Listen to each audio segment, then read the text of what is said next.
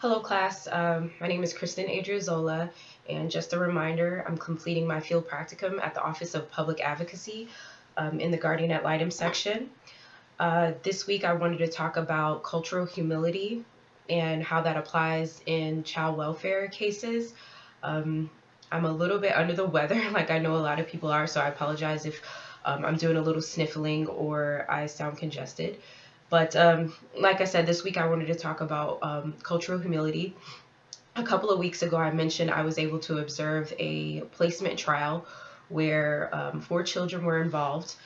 The children's parents had their parental rights terminated, um, basically due to safety issues that just couldn't be mitigated. Um, they were all four Native children, and when Native children are involved in child welfare cases, there's a higher standard of what they call higher standard for the state to ensure that children are able to either be reunited with their family or be able to be with their relatives, which is true of all children.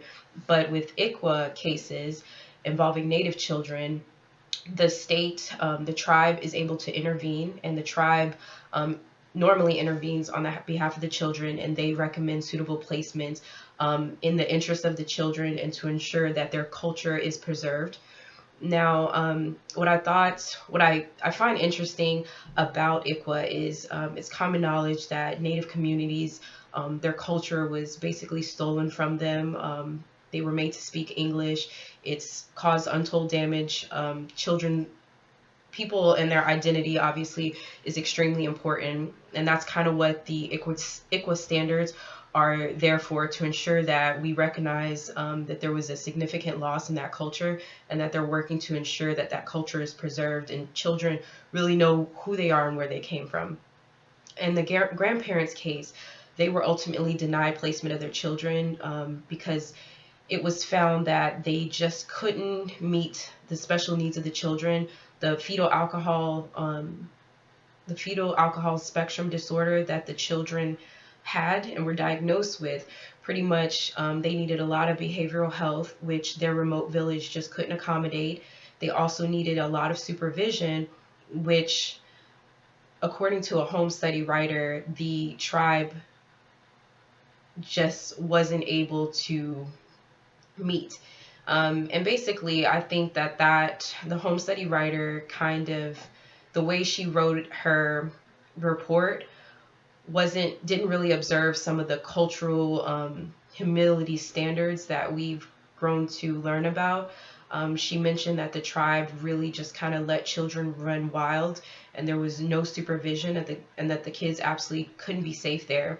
And the grandparents were really upset by that because in their community they valued, everybody looking after everyone's children in the community, and that really communal uh, role that their community had.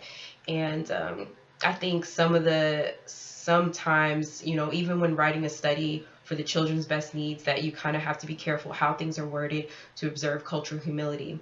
And this week I would like to ask the class what they thought about cultural humility in child welfare, and how ICWA standards are put in place for children to make sure Native children's culture are observed. And do you think that the law should back other ethnicities and other cultures? Should they, for example, consider that maybe a young African American boy can benefit from being with African American parents, for example? Maybe a Chinese American child could benefit from being placed with Chinese American parents. Or do you think that that kind of flies in the face of diversity and um, kind of makes it seem like that children can't benefit from others? What are your thoughts on that, and how, if that were to be implemented or were to be considered and backed by laws, how would that look? Because the current ICWA standards pretty much give the tribe preference on placing the children in order to preserve their culture and make sure their identity is preserved. So I want to ask the class, what do you think about that? How that would look if laws apply to other cultures. And I look forward to hearing your response, and thank you for listening.